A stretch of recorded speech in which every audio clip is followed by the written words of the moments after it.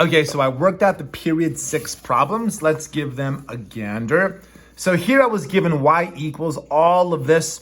There was no x, so I'm assuming the directions were to simplify. And so I cleaned it up as best as I could, and that's what I got there. If you got something else, let me know, and we'll see what was going on there. Now, let's see here. It said solve for x, so that's my directions. But notice that right there, it says log base 9, but usually it's like log base something of something. Here it said log base 9, and then the little spot there was left blank. So I like question mark, I'm like, what goes there? Because usually something's there that's getting logged. So it still looks cool though, right? It looks pretty cool. So that one was that there. So if you put a couple numbers there or a couple thingies, then I could probably solve for x. Now, this problem here, they wanted us to find the inverse, but my question is this, like which one's the fraction?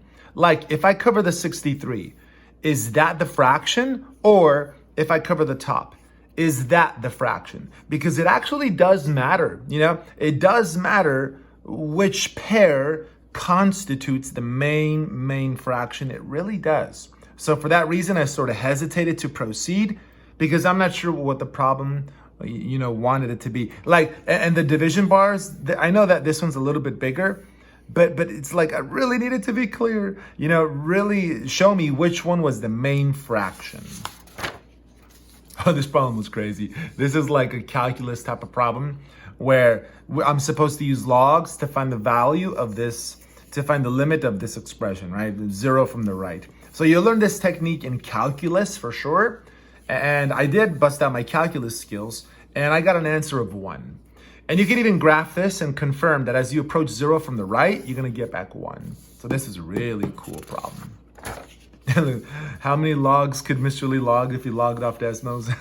Yeah, all of them. I could do all the logs. So yeah, yes. This one here, look, I took this fraction here, like the ones I've been giving you guys, and I multiplied the top and bottom by 3, and then the top works. But then I'm stuck with this extra 3 in the bottom. And there's nothing here with a 3. So I could change the 3 into like a 9 by multiplying the bottom by 3.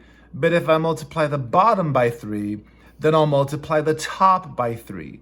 And if I do that, then the top would then be crooked because it would have an extra 3. So I think as is, maybe this has to look a little different, or maybe I'm not seeing it.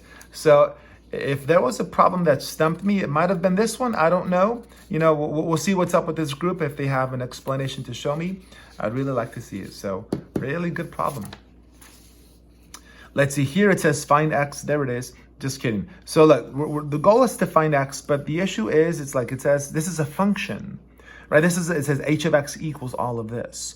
So was this supposed to be 0 or because I'm not sure what to do, I can find x, I can solve for x, but I would need this to be a number instead of a function. If you turn that into like a 0 or like a 4 or like some number, then I can definitely solve for x. And then here, so they want us to find the inverse, and it's f of x equals this here with an x, but then there's a y, Usually the y's are on this side initially.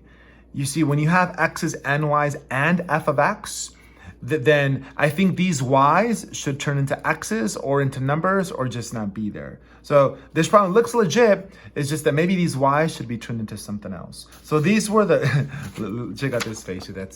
That's me whenever I see a math problem that I don't know how to do. So these are the period 6 problems. Thank you guys for your energy and for your creativity and for your efforts. We'll definitely do this again soon with all my classes. So I hope you found this entertaining because I sure did.